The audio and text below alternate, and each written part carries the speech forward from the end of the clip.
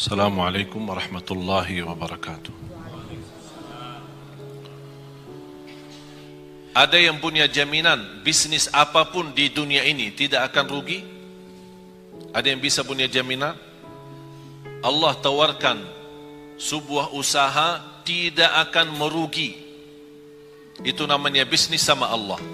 Tidak akan merugi, terjamin. Jangan khawatir rugi. Dan yang tiga, selalu baca Al-Quran, mendirikan salat, infakkan sebagian rizki. Dan saya ingin hubungkan, karena waktunya singkat, saya ingin hubungkan antara tiga hal ini dengan innahu ghafurun syakur. Terus? Agar Allah menyempurnakan pahalanya kepada mereka dan menambah karunia-Nya. Allah bukan hanya berkata, usaha ini, bisnis ini, perdagangan ini tidak akan merugi, tapi Allah menambah supaya kita lebih yakin. Allah janji liyuwaffiyahum ujurahum, akan sempurnakan pahala. Jadi jangan khawatir ketika kita beramal tilawatul Quran walaupun ada kekurangan, salat kita walaupun masih banyak bocor, belum bisa ikhlas dan khusyuk, jangan khawatir, Allah sudah janji akan Allah sempurnakan pahalanya. Jadi jangan salah Allah hitungkan pahala. Yang penting kita fokuskan hitungkan dosa-dosa kita. Soal pahala, Allah sudah menjaminkan sempurna. Hanya cukup itu saja. Allah masih menjanjikan hal lagi supaya kita lebih mantap keyakinan kita terhadap janji Allah. Karena manusia sekarang lebih yakin kepada janji manusia daripada janji Allah. Terus apa yang Allah janjikan? Nambah karunia-Nya. Di sini apa karunia? Allah sebutkan? Allah tidak sebutkan. Ada sebuah istilah dalam bahasa tafsir, kata ulama, kalau Allah menjanjikan sesuatu tapi Allah sembunyikan, tidak sebutkan, seperti kata ini, Allah menjanjikan sempurna pahala dan menambah karunia. Di sini karunia tidak disebutkan. Karunia apa? Kata ulama, itu namanya akan Allah memberikan kekaruniaan yang tidak ada batas. Yang jelas karunia tersebut akan pasti menenangkan hati. Sebagaimana janji Allah di surat As-Sajdah. Saya sambungkan ayat ini dalam surat As-Sajdah ayat 16. Fala ta'lamu nafsun ma ukhfiya lahum min qurrati a'yun jazaan bima kanu ya'malun. Tidak ada jiwa pun yang bisa tahu apa yang telah dirahasiakan, disembunyikan oleh Allah dari karunia-karunia yang akan menenangkan hati. Itu kata siapa? Allah. Yang jelas akan menenangkan hati. Mengapa ada bahasa yang akan menenangkan hati? Karena keinginan kita beda-beda. Ada orang diberikan mobil, belum tentu hatinya nyaman. Ya terima kasih saya dapat mobil, tapi dia punya keinginan yang lain. Ada sesuatu, barangkali sesuatu kecil, tidak begitu besar, tapi begitu dia terima, dia merasa bahagia, hatinya luar biasa. Itulah Allah membagi bahasa akan menenangkan hati, karunia itu. Kenapa ya Allah? Jazaan bima kanu ya'malun, itu balasan Allah terhadap apa yang kalian telah kerjakan. Berarti apa yang kita kerjakan Allah balas.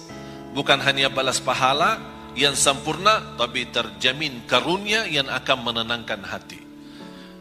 Oleh karena itu di akhir ayat ini, innahu ghafurun syakur. Artinya, sesungguhnya Allah Maha Pengampun, Maha Mensyukuri. apa hubungan Allah Maha Mengampun dan Maha Mensyukuri? Allah Maha Mengampuni ketika kita membaca Al-Quran masih banyak kesalahan.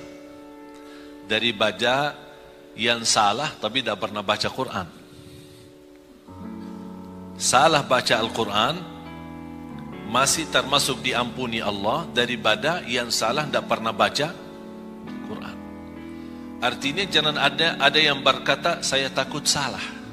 Allah sudah berkata Allah Maha Mengampuni. Salat, pasti salat kita banyak kekurangan. Sunnah qabliyah ba'diyah. masbuk berapa kali, ketiduran salat subuh, Allah Maha mengampun. Asal ketika kita salat harus kita juga komitmen sama diri. Jangan karena Allah Maha mengampuni kita malah jadi malas-malasan. Justru harus kita menjadi orang yang malu. Allah memberikan kesempatan untuk kita bertaubat dan memperbaiki lagi supaya menjadi lebih baik. Salatnya lebih baik sama Al-Qurannya, lebih baik sedekahnya. Termasuk kata sedekah, apa urusan sedekah sama Allah Maha mengampuni? Pasti dalam memberikan sedekah kita tidak akan terlepas daripada sifat bangga. Merasa diri, oh saya bersedekah, itu ini orang lebih kaya tapi tidak pernah bersedekah. Namanya kan hati, perasaan. Ada ucapan-ucapan, barangkali kita tidak pernah ucapkan lidah, tapi perasaannya yang ucapkan, hati yang ucapkan. Allah mengampuni dosa itu. Terus syakur. Innahu ghafurun syakur. Saya ingin Bapak Ibu tolong kalau bisa belajari hafal ayat 2 ayat ini. Surah Fatir, surah 35 ayat 29 dan 30. 2 ayat saja. Belajari, dalami, kalau bisa hafal. Luar biasa manfaat dan dahsyatnya. Memberikan keyakinan yang luar biasa. Syakur. Apa hubungan syakur sama tilawatul Quran, baca Quran, sama mendirikan salat, sama sedekah? Pertama harus kita sepakati apa arti syakur. Ayo, apa arti syakur? Syakur kan Asmaul Husna, salah satu nama Allah.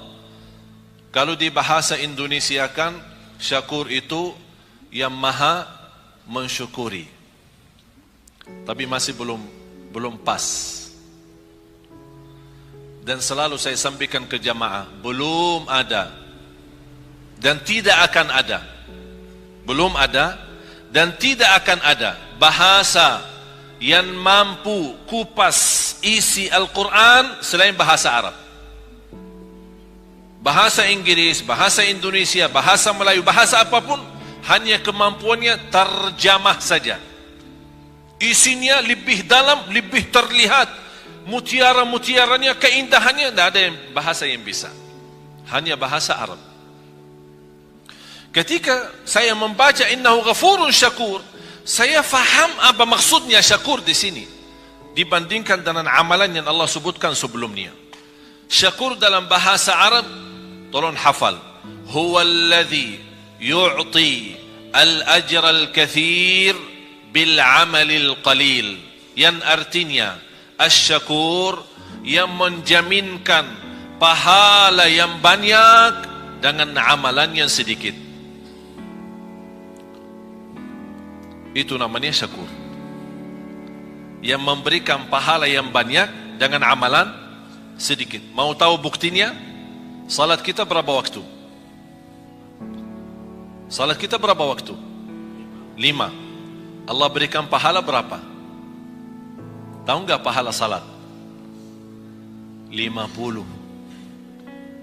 Waktu Isra Mi'raj, Allah menetapkan 5 waktu. Apa kata Allah kepada Nabi Muhammad? Kepada umatmu saya perintah 5 waktu dikerjakan, tapi pahalanya 50.